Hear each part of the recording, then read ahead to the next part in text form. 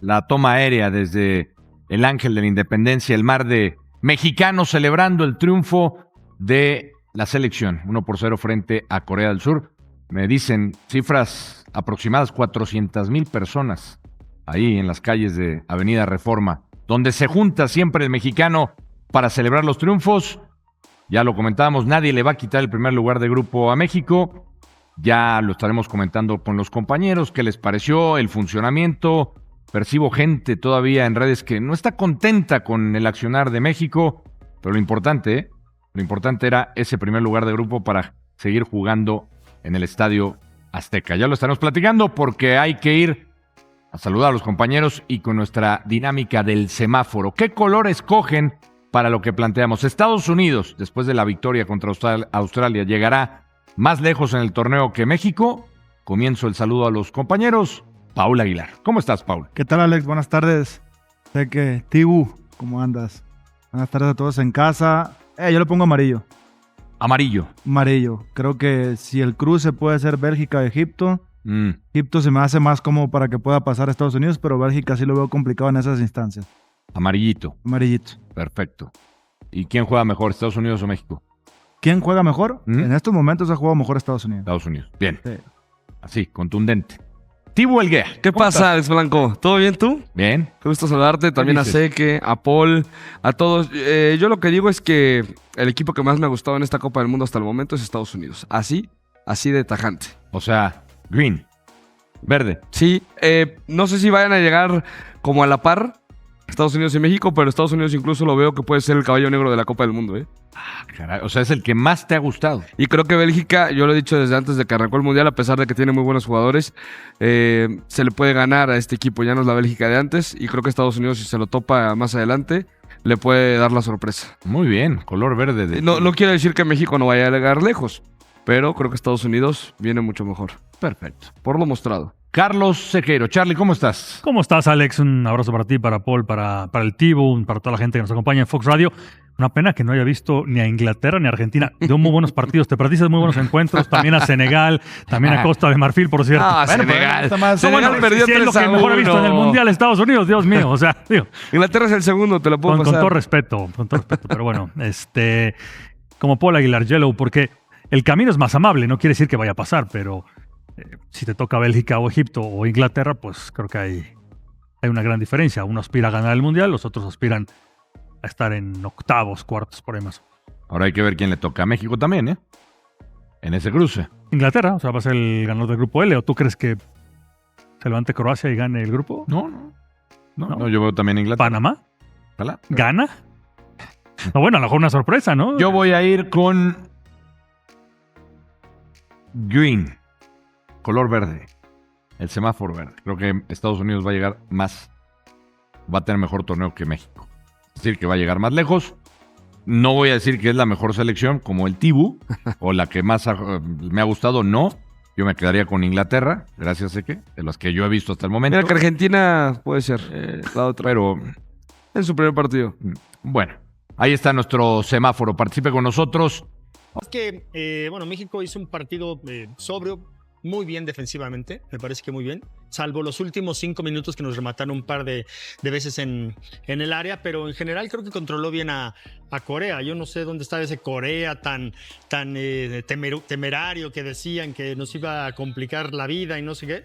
Creo que México tampoco tuvo tantas ocasiones de gol, salvo la de Obed. El remate de Quiñones y el pase que le pone Quiñones a Raúl. Poco para los dos equipos, para mí, para mi forma de ver el fútbol, pero se ganó como sea, está muy bien, tres puntitos más y estamos de líder de grupo y a la siguiente ronda. Y en primer lugar, Emperador, destapa la champaña. ¿Cómo te va, crack? ¿Qué tal, Jorge? Compañeros, un gusto estar con ustedes. Ya la destapé desde hace rato. Cuando metió el gol Romo, la verdad, ahí la destapé. Porque creo que México resolvió bien, ¿no?, la situación. Al último, lógico, la tajada de Tala Rangel, que varios de ustedes ya lo querían quitar el día de ayer, ¿no?, que querían que estuviera Ochoa. Y al último también el puñetazo que da, ¿no?, Tala Rangel. La verdad que me gustó muchísimo México, más que contra Sudáfrica. porque hay que ver al rival. Creo que Corea los metió en aprietos en cierto momento. No era fácil. Yo decía que esto se iba a resolver con la diferencia de un gol, aunque ya lo dijo Paco, ¿no? Raúl Jiménez tuvo una bien muy clara, ¿no? Que le pone Quiñones, se abrió un poquito, pero bueno, finalmente esto era de un gol y finalmente México suma 6 puntos de líderes, o sea, lo que se esperaba. Yo les aplaudo, la verdad, los felicito a la selección porque se entregaron todos, la verdad que dieron un gran juego. Sir John, no te veo sonriente, deberías de estar contento. No, sí. Quiero ver un poco de sonrisa porque parece que México perdió 7-0 a juzgar por tu malencarada aparición. Sonríe, Sir Johnny. No. Es que me quedé pensando en lo que dijo el señor Salón de la Fama, Paco. Ya no le entendí porque dijo que no era tan bueno Corea, pero que al final sí fue difícil el partido. No, yo no dije eso. Yo dije tuvo 2 ocasiones cosas... de gol nada más. No dije eso. Yo dije el partido estuvo complicado y que al final tuvo 2 de goles. Pero tampoco fuimos tan superiores, digo yo, ¿no? La verdad, o sea, fue parejo. A mí hay varias cosas que me gustaron mucho, mi querido, muchas, pero a mí lo que más me gusta es el clean sheet de México. Tú todavía no nacías, mi querido Jorgito Mercader, cuando Toluca fue campeón dirigido por el maestro Ricardo de León, y con él aprendí que lo más importante para él, decía en aquel tiempo, era el 0 en contra. Primero el 0 en contra, decía, ¿no?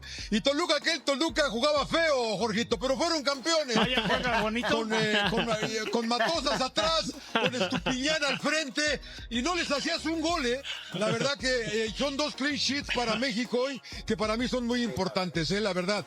Edson bien, Julián otra vez muy bien. Yo estoy con el Empe, compadre. La verdad que bien México.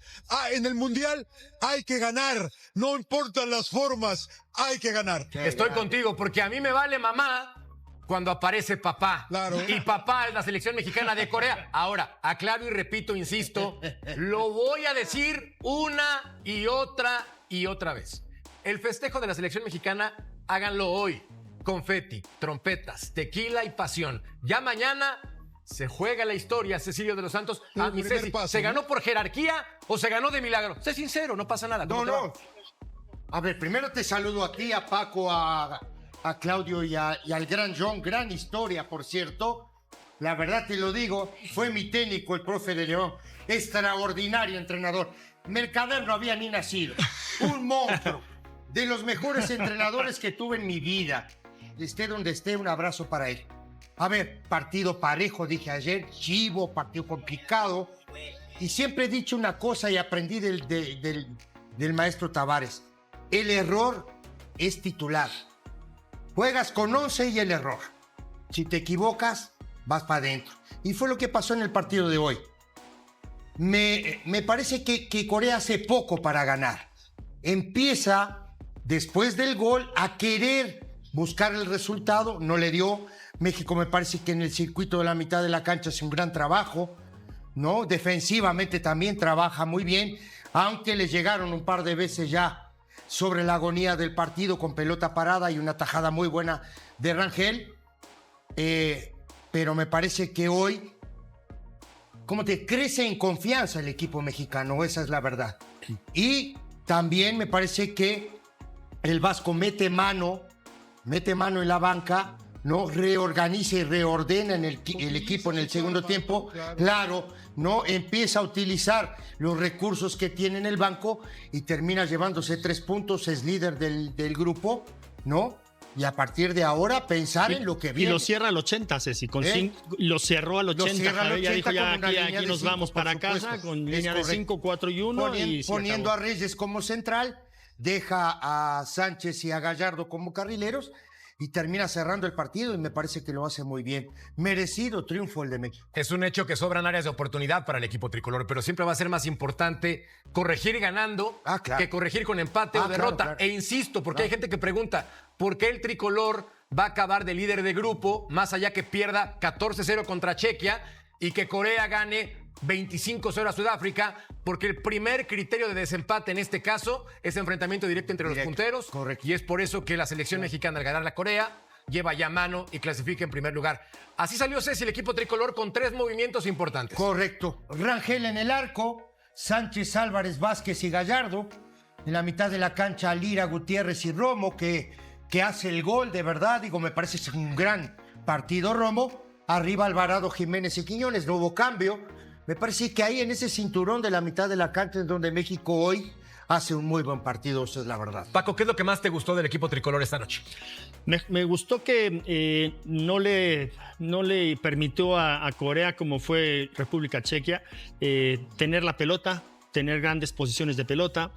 Por momentos al final del primer tiempo tuvo un poco la posición de la pelota y al final del segundo tiempo, pero porque México le dejó. Pero en general, la presión alta de tanto de Quiñones como Alvarado, Bryan, Romo, hicieron que los balonazos de Corea, porque no se veía que tuvieran una buena posición de la pelota, eran sin ningún sentido, sin ninguna ventaja para sus delanteros. Por momentos se volvió un ping-pong a la hora de sacar la pelota, pero bueno, viene esta jugada del Piojo al minuto 20, cuando México estaba mucho mejor que ellos. No la alcanza a conectar del todo bien Quiñones porque lo empujan un poco atrás. Y luego esta jugada también la del arquero, que es donde Romo aprovecha muy, muy bien, ¿no? Entonces, está súper atento. Viendo la jugada. Pero fíjate lo importante de terminar las jugadas con centros o con tiros, ¿no? Porque estamos ahí al borde de que alguien se puede equivocar, ¿no? Yo creo que México hizo un partido bastante correcto, sobre todo defensivamente, porque le cortó los circuitos a Corea. Empe, el aprovechar las oportunidades también es básico en el fútbol, y por más que sea un error gigantesco entre guardameta y defensor, hay que estar ahí, y sobre todo lo que también decía muy bien Sir John Laguna, el clean sheet, la portería en cero una vez más.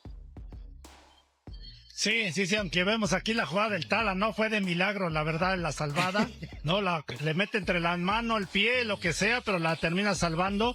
Y sí coincido con ustedes, ¿no? Contra Sudáfrica criticábamos a México que después del 2-0, en lugar de ir a buscar a más goles, ¿no? Regresaban el balón, y ahora con un centro busca que el rival se equivoque, como se equivocó el arquero, y el mérito de Romo, que estaba ahí dentro del área para poder conectar. La verdad, todos jugaron bien, o sea, realmente con entrega. Quiñones aguantando el balón, Raúl, a pesar de que falló, moviéndose, el Piojo Alvarado, que lo tenían casi de carrilero, ¿no? Porque él hacía los esfuerzos para ayudarle a Jorge Sánchez, en la media cancha Lira, a mí me sorprendió, la verdad, lo de Romo. Yo pensé que iba a jugar por ahí Chávez o el mismo Mora, pero Javier Aguirre se la jugó con otro contención, ¿no? Sí.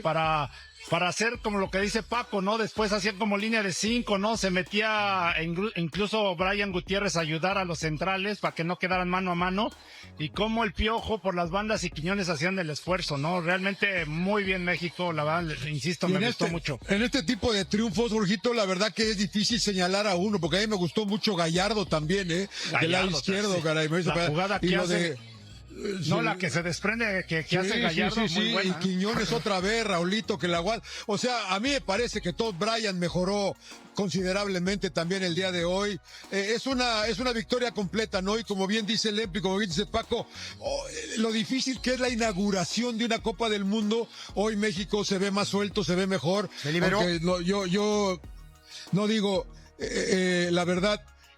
tiene dos peligrosas, el cabezazo que saca el Tal, y todavía hay otra que tapa Johan Vázquez al final. Sí. Dos llegadas peligrosas, aunque dice Paquito Valencia que no, bueno, estuvieron cerca. Pero ¿sabes por qué fueron esas llegadas? Porque también nosotros ya estábamos cerrando el partido, entonces le permites tener la pelota a Corea, y Corea, evidentemente, como le permitió República Checa, pues se terminan las jugadas, ¿no? Pero el 85% del partido me parece que a México le cortó muy bien los circuitos a Corea, el grueso del partido, el grueso del partido lo maneja México. Esa es la verdad. Esto hay que decirlo. Hay una muy buena que saca Edson también, sí, pero esa era fuera de lugar. La de chilena. Esa era fuera de lugar. Yo no sé si era fuera. Había revisable. Había que revisarla, por supuesto. Era revisable. Que ojo, ahí en el inicio del partido, capaz que te hacen el gol y te lo complican. No fue, chao, ya está. A ver, a donde quiero llegar es que a mí me parece que hoy, ¿no? El colectivo de este equipo mexicano fue muy bueno, pero creo que sumó mucho lo de Romo en la mitad de la cancha, junto al ir a la hora de la recuperación de la pelota, porque creo que la mitad de la cancha de Corea es lo más fuerte que tiene este equipo, me parece a mí. Poco lo de Son, ¿no? Desde el partido pasado ya lo habían sacado, pero hoy México demuestra que tiene un equipo para competir.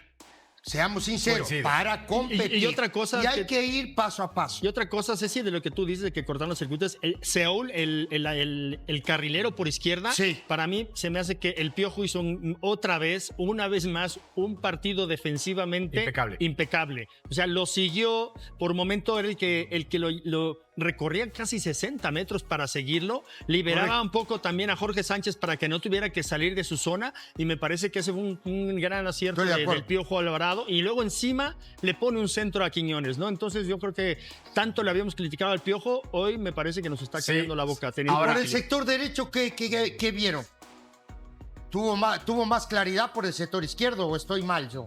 El primer tiempo me parece que por el derecho Alvarado hizo un muy buen trabajo, y con Jorge Sánchez, que llegó un par de veces a línea de fondo. Ahora, importante mencionar lo del Vasco Aguirre, porque se trata del 10º partido dirigido en justa mundialista, además de que ha logrado 2 cosas históricas para el equipo tricolor. 1, ganar un compromiso inaugural en justa mundialista, y 2, ganar fuera del Estadio Azteca, porque en ocasiones anteriores Toluca y Monterrey no lo había podido conseguir. Yo sé que hay muchas áreas de oportunidad, pero Emperador, ¿qué opinas del trabajo táctico planteado por el Vasco Aguirre? La verdad, muy bien, planteó bien el juego. A mí, insisto, a mí me sorprendió, ¿no? El tema de la media cancha, ¿no? De cómo lo manejó y los cambios que hace, porque refresca el meter en cada posición a Orbelín, ¿no? Orbelín por Brian Gutiérrez haciendo casi la misma función, ¿no? Lo de Reyes fue diferente porque ya lo metió como un central, ¿no? Ya que ahí se metiera con Exxon y con Johan.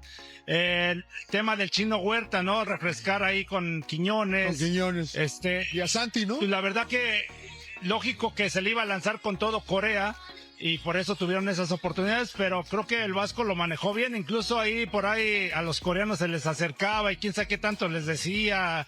Es muy tradicional del Vasco, ¿no? Tratar de manejar todo el ambiente, no meter esa presión a los mismos jugadores y que se sintieran más tranquilos. Y yo platicando con el Empe acá después del gol, yo dije, a ver, si no les empieza a quemar la pelota un poco a México, ¿no? Pero la verdad que yo creo que México controló bien, de no ser las 2 últimas, creo que en el completo del partido fue mejor el equipo del Vasco, el equipo mexicano, Jorgito.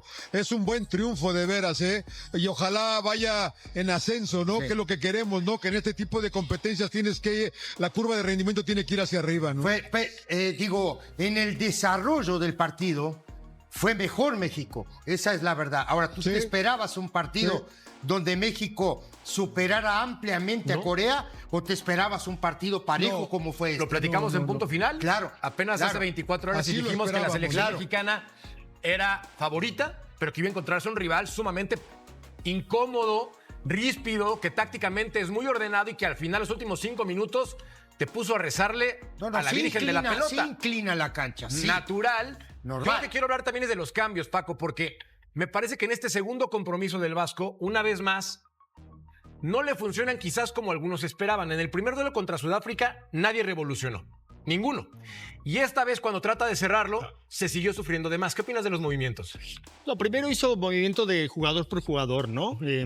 Quitó a Raúl, puso a Santi, luego quitó a Romo, puso a Obed, y quitó a Brian y puso a Pineda. Después, cuando ya vio que el partido lo debía de cerrar, porque me parece que también hizo acertadamente cerrarlo, pues ya metió al Chino Huerta, quitó a Quiñones y metió también a Israel, ¿no? Entonces ya puso la línea de 5, 4 y 1, entonces ya también el rendimiento de los jugadores varía, porque ya cuando planteas un partido de inicio y lo haces jugador por jugador es para refrescar el planteamiento y el plan de partido inicial, pero después ya es complicado porque ya te metes y haces otras funciones de cerrar el partido y cerrarle los espacios.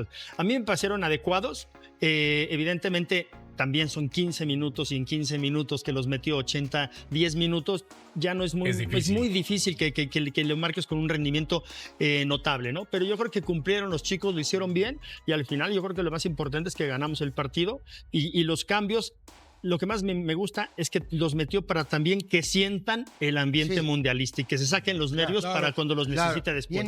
Y en el plan de juego, me parece a mí que la idea era: espero contragolpeo, busco a Quiñones, busco a Raúl, voy con Alvarado por afuera, tengo llegada por el otro lado con Gallardo, ¿no?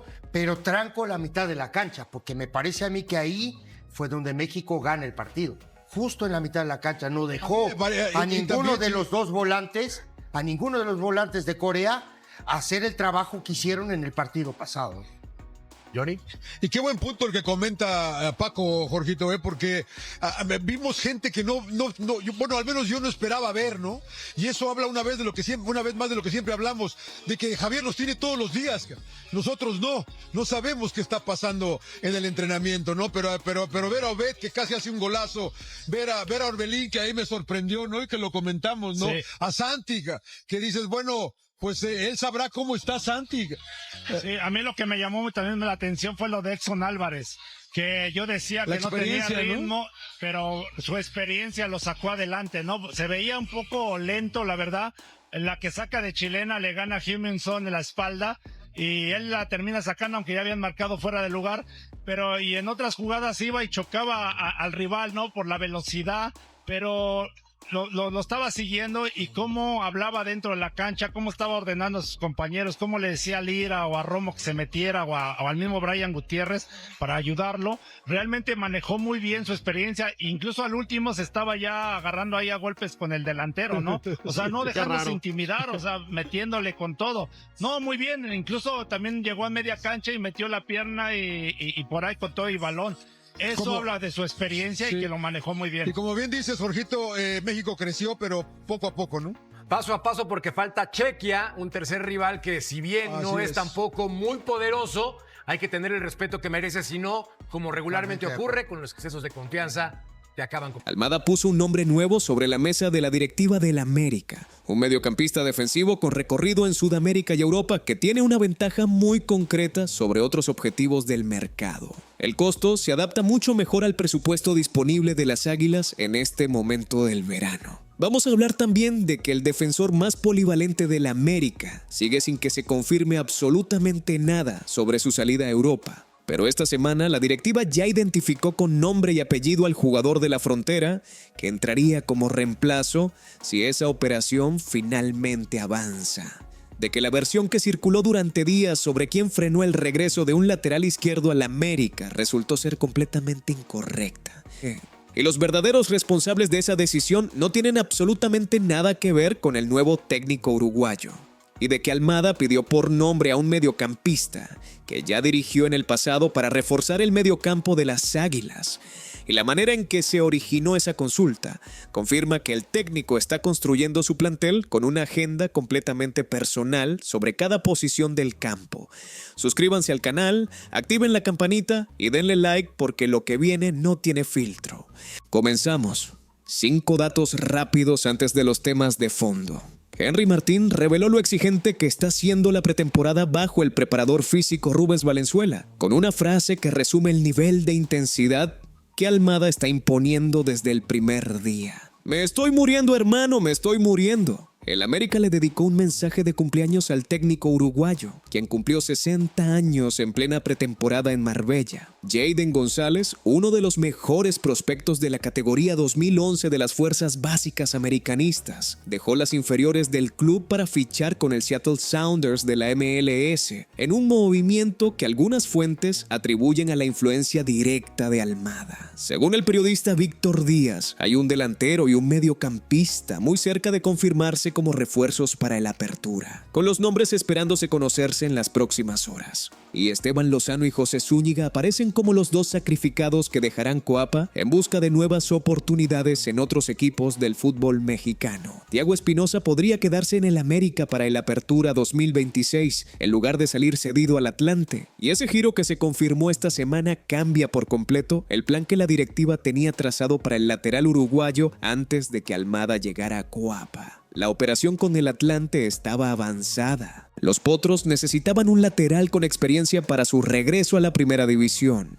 Y Espinosa tenía el perfil correcto para esa necesidad. Pero distintos medios confirmaron esta semana que Almada estaría evaluando mantenerlo dentro del plantel azul crema, lo que representa un cambio de planes respecto a lo que la directiva tenía contemplado originalmente antes de la llegada del técnico uruguayo. Para entender la magnitud de ese giro, hay que recordar que América ya ejecutó la opción de compra de la carta de Espinosa, lo que significa que el club tiene el control total de su futuro, independientemente de lo que decida hacer con él en este mercado específico.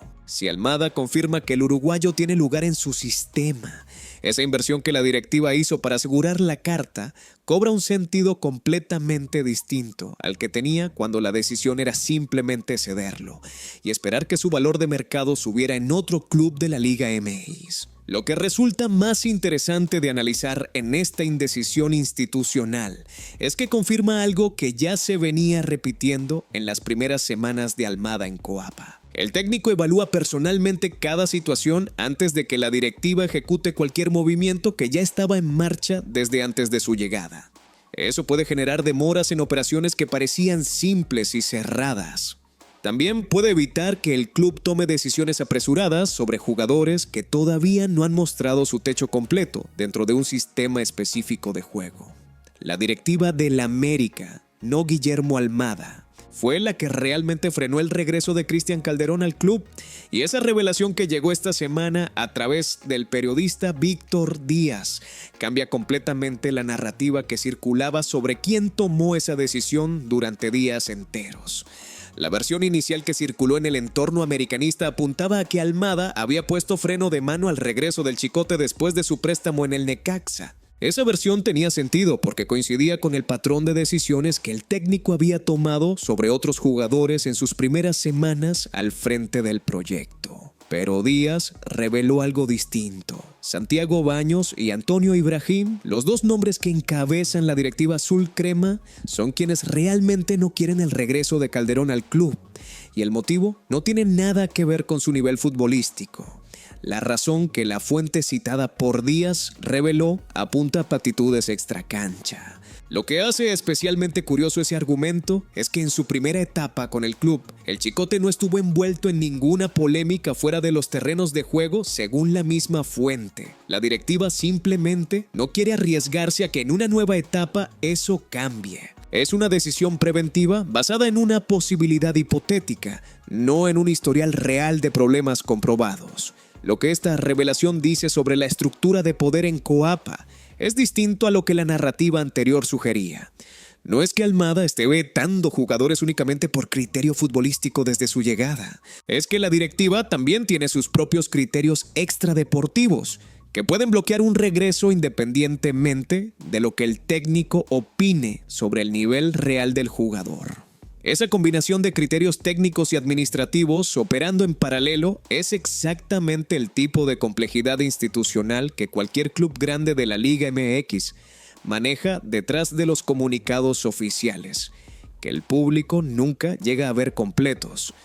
Luis Chávez está enfocado en el Mundial 2026 y solo después de que termine su participación con la selección mexicana va a definir su futuro, según reveló esta semana el periodista Jonathan Peña. Lo que significa que el América tiene que esperar antes de poder avanzar formalmente en una negociación que lleva semanas generando expectativa en el entorno azul crema. El atractivo central de esa posible llegada tiene nombre propio: la posibilidad de reencontrarse con Guillermo Almada, técnico bajo el cual Chávez tuvo una de sus mejores etapas como profesional en el Pachuca. Ese vínculo previo entre jugador y entrenador es exactamente el tipo de argumento que puede inclinar la balanza cuando el mediocampista tenga que decidir entre quedarse en Europa o regresar a la Liga MX para sumarse al proyecto del club más grande de México. El obstáculo que complica esa operación no es la voluntad del jugador, sino los términos contractuales. Chávez tiene vínculo con el Dinamo de Moscú hasta diciembre de 2027, lo que significa que el América tendría que desembolsar una cantidad considerable de dinero para convencer al club ruso de liberarlo, antes de que ese contrato expire de manera natural. Esa cifra todavía no está confirmada públicamente, pero cualquier operación de esa naturaleza, con un jugador de la selección mexicana y experiencia europea, no va a ser económica para las finanzas de Coapa. Lo que resulta más prudente de reconocer en esta situación es que mientras el Mundial siga en curso, el América no puede acelerar nada con Chávez, más allá de mantener el interés activo y esperar el momento adecuado para formalizar cualquier acercamiento real.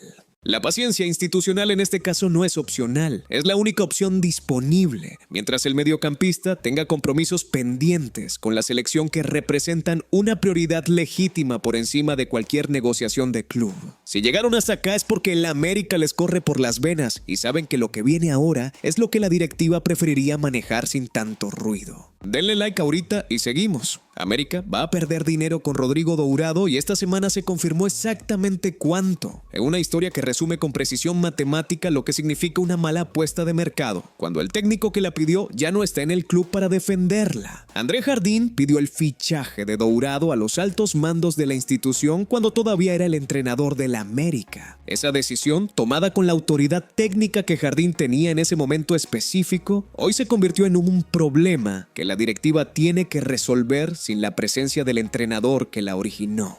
Guillermo Almada no está de acuerdo en conservar al brasileño y ya están buscándole un nuevo destino fuera de Coapa. El medioámbito.com confirmó esta semana la dimensión económica exacta de esa salida. América buscaría recuperar una parte importante de la inversión realizada por el futbolista, cuyo valor de mercado se mantiene en torno a los $2.5 millones según Transfermarkt. Esa cifra de referencia no es necesariamente lo que el club va a recibir, sino el techo realista de lo que el mercado está dispuesto a pagar por un mediocampista de 31 años que tuvo un semestre irregular en la Liga MX y que su club ya descartó completamente de sus planes deportivos. Lo que resulta más revelador de esta historia cuando se analiza con la distancia que merece es que el costo de un fichaje no termina cuando se paga el precio de transferencia. Continúa cada semestre que el jugador no rinde, cada mercado donde no encuentra continuidad y cada operación de salida donde el club tiene que aceptar recibir menos de lo que invirtió originalmente en su fichaje. André Jardín pidió a Dourado pensando en fortalecer su proyecto deportivo. El proyecto de Jardine ya no existe en el América. Y la factura de esa decisión la está pagando ahora una directiva distinta con un técnico distinto que nunca eligió a ese jugador para su sistema. Israel Reyes podría salir del América rumbo a Europa y esta semana se confirmó el nombre que la directiva ya tiene identificado como posible reemplazo en caso de que esa operación finalmente se concrete. Alejandro Gómez, defensor de Xolos de Tijuana. Lo que hace interesante esa elección es la similitud de perfiles entre ambos jugadores. Gómez nació el 31 de enero de 2002 en Hermosillo, Sonora. Mide 1.83 metros y juega principalmente como defensa central, aunque también puede desempeñarse como lateral izquierdo y pivote defensivo según las necesidades tácticas del partido. Esa polivalencia es exactamente la característica que hizo de Israel Reyes una pieza tan valiosa dentro del esquema azul crema y también en la selección mexicana, donde el defensor de Autlán de Navarro puede jugar como lateral derecho, central o medio centro defensivo dependiendo de lo que el entrenador necesite en cada momento del partido. Gómez tiene contrato con Xolos hasta junio de 2028, después de una extensión reciente, lo que significa que cualquier operación tendría que incluir una negociación formal con el club fronterizo antes de poder avanzar. Su perfil incluye además experiencia con selecciones menores de México, incluida la generación que fue subcampeona del Mundial Sub-17 de 2019. Un dato que confirma que la directiva está considerando un jugador con recorrido real en el sistema nacional y no solo una apuesta de mercado sin trayectoria comprobada. Lo que resulta importante de remarcar en esta historia es que Gómez solo entraría con fuerza real en los planes del América si la operación europea de Reyes avanza de manera concreta y confirmada. Hasta el momento, según reportes de TUDN, el club no ha recibido ofertas formales ni ha sostenido pláticas oficiales con la Roma ni con ningún otro club europeo por el traspaso del defensor mexicano. El escenario sigue completamente abierto en ambas direcciones. La directiva está preparando un plan de contingencia con anticipación, lo que en términos de planificación de mercado es exactamente lo que un club grande debería estar haciendo en lugar de esperar a que la salida se concrete para empezar a buscar soluciones desde cero. Almada tiene 2 nombres concretos sobre la mesa de la directiva del América para reforzar el mediocampo de las Águilas, y la manera en que cada uno de esos nombres llegó a esa conversación confirma exactamente el mismo patrón de reclutamiento personal que el técnico uruguayo viene aplicando desde que asumió el cargo en Coapa. El primer nombre es Nicolás Fonseca, mediocampista defensivo uruguayo con recorrido en River Plate de Argentina, León de México y experiencia reciente en el fútbol español. Según la cuenta especializada, Fer Valdés Almada puso ese nombre directamente sobre la mesa de su directiva, aunque por el momento no existen negociaciones formales por el jugador, lo que hace a Fonseca una opción particularmente atractiva para las finanzas americanistas es que, según las especulaciones disponibles, su costo se adaptaría mucho mejor a la billetera emplumada que otros objetivos del mercado que la directiva ha evaluado en las últimas semanas.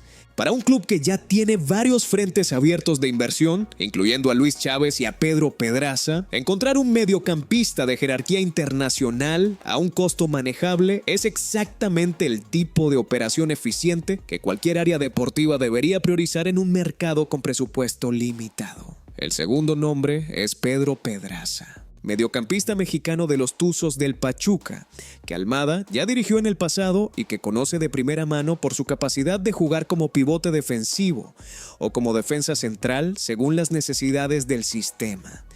Según el periodista Raúl Gómez, la consulta formal por Pedraza surgió directamente a pedido de Almada, exactamente de la misma manera en que el interés por Fonseca y por Luis Chávez nació de la confianza directa del técnico en jugadores que ya conoce de etapas anteriores de su carrera. El costo de esa operación tiene una particularidad que merece presentarse con la frialdad de los números. El valor de mercado de Pedraza según Transfermarkt es de $2.5 millones, pero el jugador pertenece a la agencia Pitch Group, representación con vínculos previos y operaciones anteriores con el Club América, lo que podría elevar el costo final hasta una cifra entre 4 y 5 millones de dólares, según los reportes disponibles. Lo que resulta más significativo de analizar cuando se ven estos dos nombres juntos es el patrón que Almada está construyendo deliberadamente desde su llegada. Jugadores polivalentes que pueden ocupar más de una posición, conocidos de primera mano por el técnico y evaluados con criterios de costo-beneficio que se adaptan al presupuesto real disponible en Coapa. Si Pedraza llega, perjudicaría directamente a Alan Cervantes, Ramón Juárez y Miguel Vázquez en sus respectivas zonas del campo. Si Fonseca, también se concreta la competencia interna en el mediocampo defensivo americanista, alcanzaría un nivel de profundidad que el club no tenía desde hace varias temporadas. Esa intensidad competitiva es exactamente lo que Almada parece estar buscando deliberadamente desde el primer día. Que ningún puesto del plantel esté garantizado por antigüedad ni por contrato, sino que se gane entrenamiento a entrenamiento. ¿Creen que Almada va a lograr cerrar tanto a Fonseca como a Pedraza en el mismo mercado o la directiva tiene que priorizar uno de los dos por límites de presupuesto real? Y si tuvieran que elegir cuál de los dos perfiles le da más al sistema que el técnico uruguayo quiere construir, échenme eso en los comentarios. En el próximo video les voy a contar cuál es el delantero específico que el periodista Víctor Díaz mencionó como objetivo cercano del América y por qué ese nombre puede terminar de convencer a la afición de que este mercado va en la dirección correcta. Ese detalle lo cambia todo. Suscríbanse para no perdérselo. Denle like si llegaron hasta acá, activen la campanita y nos vemos en el próximo video.